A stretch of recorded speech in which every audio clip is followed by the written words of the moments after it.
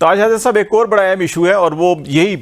جو اداروں کی کارکردگی اور اس کو پھر اکاؤنٹیبلٹی کے ساتھ جوڑا جا رہا ہے، اور بالخصوص آج کل سندھ کے حوالے سے بڑی بات کی جا رہی ہے اور اسلام آباد میں بعض بڑے ایسے حلقے جو اس وقت حکومت کے بڑے قریبی ہیں وہ کہتے ہیں جی کہ پہلے احتساب ہوگا پھر الیکشن ہوگا، اور سندھ میں خاص طور کے اوپر یہ کہا جا رہا ہے کہ ابھی جس قسم کی وہاں پہ خبریں آ رہی ہیں کہ شاید پیپلز پارٹی کو ایک بار پھر اس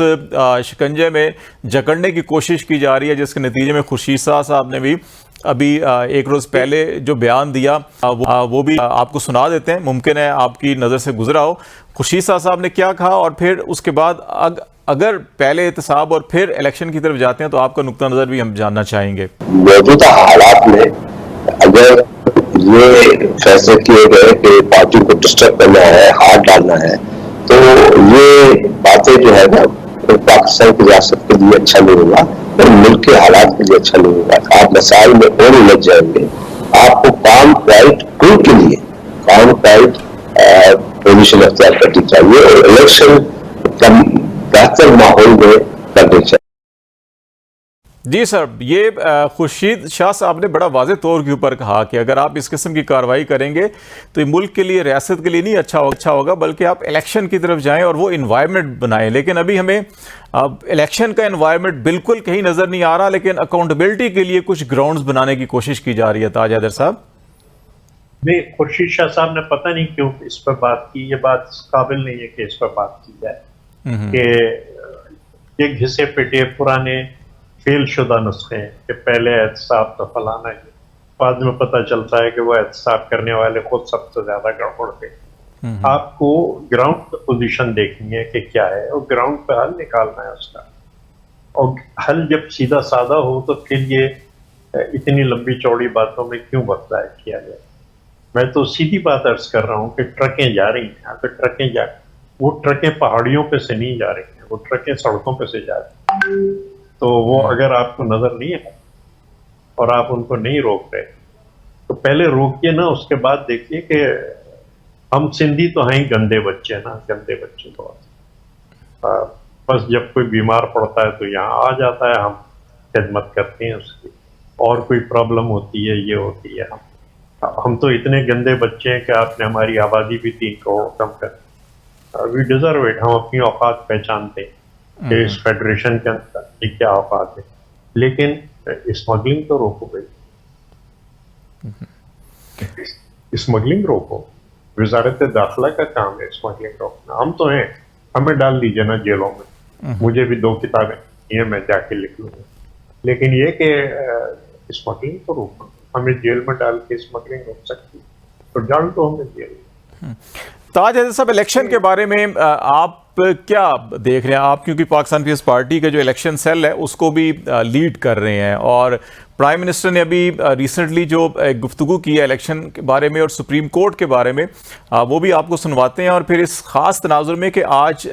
نگران وزیر قانون ہے وہ صدر ڈاکٹر عارف علوی سے بھی ملے ہیں اور الیکشن ڈیٹ کے حوالے سے بات چیت ہوئی ہے، لیکن 26 دن گزر چکے ہیں، ابھی تک الیکشن کی ڈیٹ اناؤنس نہیں ہو رہی۔ پرائم منسٹر کیا کہتے ہیں؟ پھر ذرا تاج حیدر صاحب میں آپ کی طرف آتا ہوں، ذرا یہ سنیں پرائم منسٹر الیکشن کے بارے میں کیا کہہ رہے ہیں۔ جوڈیشری نے 90 ڈیز کا فیصلہ کیا تو پھر آپ 90 ڈیز کے اندر الیکشن کرائیں گے؟ اس پہ کسی کو کوئی شبہ نہیں ہونا چاہیے، مطلب ظاہر ہے اپیکس کورٹس جو اس ملک کی ہیں، ان کی تکریم، ان کی ریورنس، ان کا احترام، اگر اس پہ ہم کمپرومائز خاکم بدہن کریں گے تو ہمارا جو انٹائر ڈیموکریٹک ڈسپنسیشن ہے، ہماری جو ایک سوشل آرڈر ہے،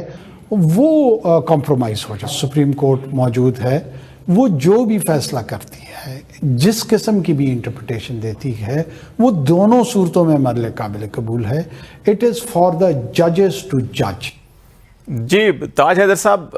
بیان کی حد تک تو یہ بڑا واضح ہے جی کہ ہم جو سپریم کورٹ فیصلہ کرے گی، اعلیٰ عدالتیں فیصلہ کریں گے، عمل کریں گے، لیکن پچھلے 6 مہینوں سے 1 سال سے ہمیں نظر آ رہا ہے کہ عدالتی فیصلوں کو نہ تو پی ڈی ایم کی حکومت کے دور میں، نہ ہی ابھی کیئر ٹیکر دور کے اندر بھی چیف منسٹر سابق پرویز الہی کے ساتھ جو کچھ ہوا وہ بھی ہم نے سب کچھ دیکھا۔ اسلام آباد کے اندر ہائی کورٹ روز فیصلے کرتی ہے، روز ان کی حکم عدولی ہوتی ہے، روز آئی جی کو، ڈپٹی کمشنر کو جو ہے وہ توہین عدالت کے نوٹس سرو ہو رہے ہوتے ہیں۔ تو یہ جو صورتحال ہے الیکشن 90 دن کانسٹیٹیوشن کہتا ہے، لیکن اچھا جی سپریم کورٹ کا ہم احترام کریں گے، فیصلے کا احترام کریں گے، اناؤنسمنٹ 26 دن ہو چکے ہیں، ابھی تک نہیں ہوئی. کیا آپ پریڈکٹ کر رہے ہیں کہ ہونے کیا جا رہا ہے؟ دیکھیے، میں الیکشن سیل کا سربراہ، پارٹی نے یہ عزت دی ہے میں ہوں، اور ہم پیش ہوئے تھے، محترم چیف الیکشن کمشنر نے دعوت دی تھی